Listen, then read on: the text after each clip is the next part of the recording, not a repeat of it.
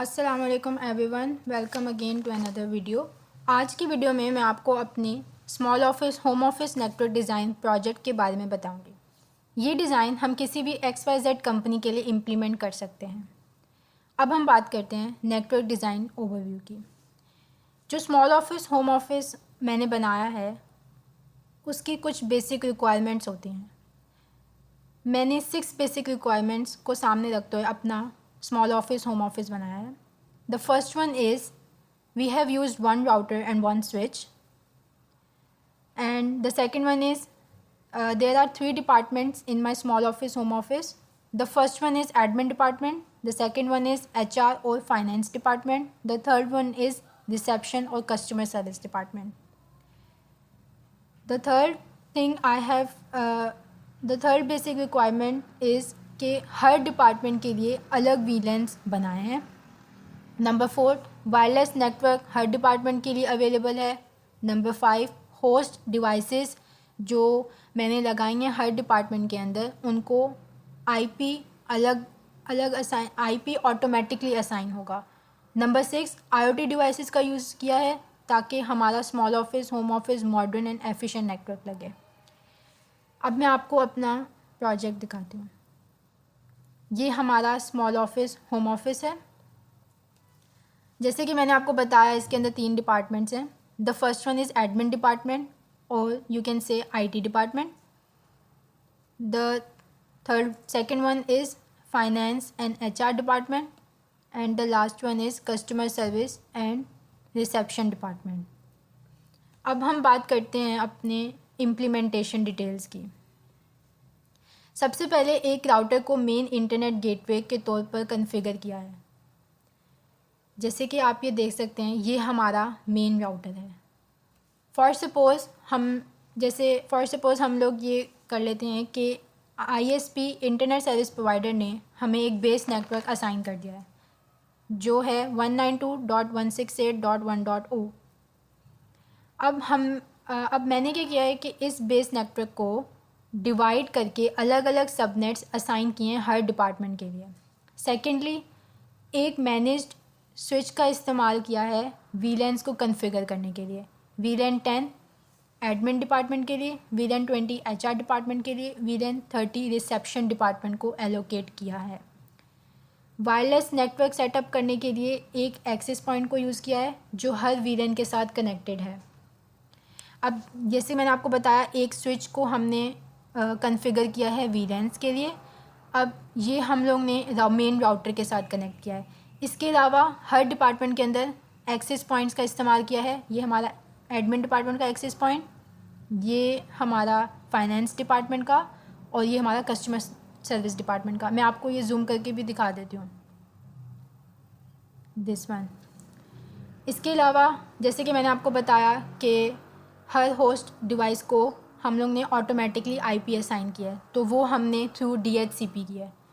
उसके अलावा inter VLAN routing configure की है ताकि जो हमारे हर डिपार्टमेंट की डिवाइसेस हैं वो आपस में कम्युनिकेट कर सकें। और इसके अलावा हम लोग ने IoT डिवाइसेस का इस्तेमाल किया है। जैसे कि आप देख सकते हैं फैंस, डोर, कैमराज मैंने हर डिपार्टमेंट के अंदर लगाए हैं तो ये हमने IoT डिवाइसेस का इस्तेमाल किया है। Now we will talk about main concept. जो हमारे पास इस प्रोजेक्ट के अंदर 4 मेन कॉन्सेप्ट्स हैं। सबसे पहले सबनेटिंग का कॉन्सेप्ट आता है। जैसे मैंने आपको बताया कि ISP ने हम लोग को एक बेस नेटवर्क असाइन किया है।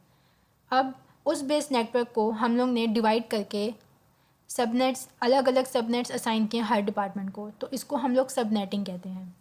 अब सबनेटिंग हमारे पास एक टेक्निक है जो बड़े नेटवर्क को छोटे छोटे नेटवर्क्स में डिवाइड करने के लिए यूज़ होती है। इसका फ़ायदा हमें ये होता है कि ना हमारा जो नेटवर्क ट्रैफिक ऑर्गेनाइज रहता है और सिक्योरिटी इम्प्रूव होती है हमारे नेटवर्क की। The second main concept is DHCP, dynamic host configuration protocol. इससे क्या होता है कि ऑटोमेटिकली IP असाइन करता है ये हमारे होस्ट डिवाइसेस को। अब इसका फ़ायदा यही है कि आप अलग अलग जाके मैनुअली हर डिवाइस को IP खुद असाइन करें। हम लोग DHCP यूज़ करते हैं और उससे क्या होता है वो ऑटोमेटिकली हर डिवाइस को IP असाइन कर देता है। जैसे कि मैं आपको दिखाती हूँ, ये हमारे एडमिन डिपार्टमेंट का पीसी है। अगर मैं इस पे उसको ओपन करती हूँ, डेस्कटॉप में जाती हूँ, आईपी कॉन्फ़िगरेशन में जाती हूँ, स्टैटिक, और ये DHCP का हमारे पास ऑप्शन है। जैसे ही मैं इसको क्लिक करती हूँ, यहाँ पे हमारे पास रिक्वेस्टिंग आईपी आता है और ये DHCP रिक्वेस्ट सक्सेसफुल, और इसने ऑटोमेटिकली हमारे पीसी को आईपी असाइन की हुई है।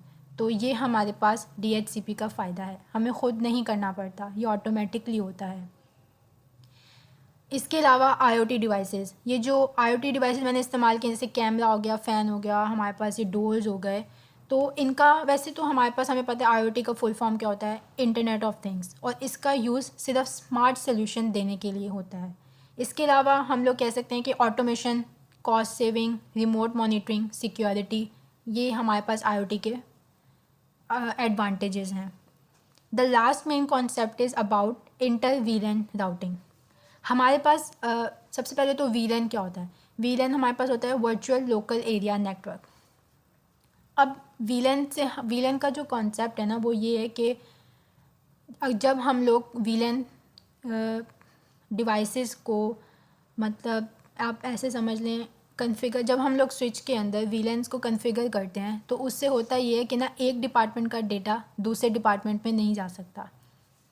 लेकिन हमने यहाँ पे इससे ये हो, जब एक डिपार्टमेंट का डेटा दूसरे डिपार्टमेंट में नहीं जा सकता ना, तो इससे क्या होता है कि ना, हमारी सिक्योरिटी बढ़ती है। लेकिन हम लोग ने अपने प्रोजेक्ट के अंदर इंटर वीलैन राउटिंग का कॉन्सेप्ट इस्तेमाल किया है। इसका मतलब ये है कि एक वीलैन की डिवाइसेस को दूसरी वीलैन के डिवाइसेस के साथ हम लोग कम्युनिकेट करा सकते हैं। जैसे मैंने अभी आपको बताया कि वीलैन बाय डिफ़ॉल्ट आपस में कम्युनिकेट नहीं कर सकते, लेकिन अगर हम डिपार्टमेंट्स का डेटा शेयर करना चाहते हैं, तो हम लोग इंटर वीलैन राउटिंग को यूज़ करते हैं।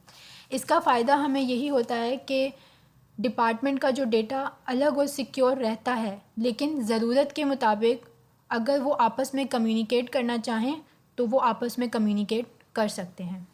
अब जैसे मैं आपको ये बताती हूँ, हमारे पास ये पीसी है HR डिपार्टमेंट का। सबसे पहले तो हम अगर देखें, इसकी हमारे पास जो IP है वो है 192.168.1.66।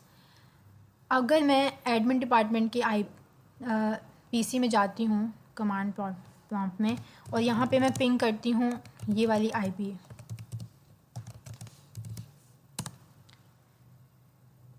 तो अभी आप देखेंगे कि ये इसको रीचेबल होगी।